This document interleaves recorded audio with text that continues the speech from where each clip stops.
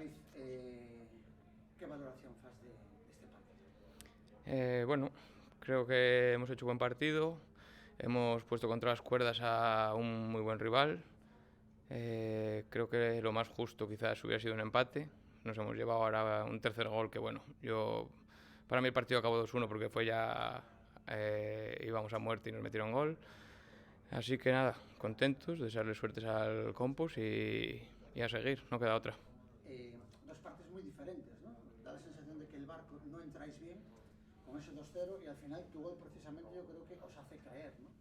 Sí, la verdad que nos llevamos dos mazazos muy seguidos en la primera parte que bueno, todo parecía que iba a ser una goleada y al final, mira, nos repusimos, el equipo trabajó, no se vino abajo y sabíamos que se iba a hacer muy largo el partido por el calor que hacía.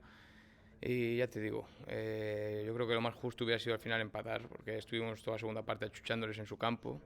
Pero bueno, no se dio así, nada. Seguir, orgulloso del trabajo de los compañeros y propio y nada, desearle suerte al Compos. La última, vaya golazo, no es noticia en ti, ¿no? Se acostumbrado.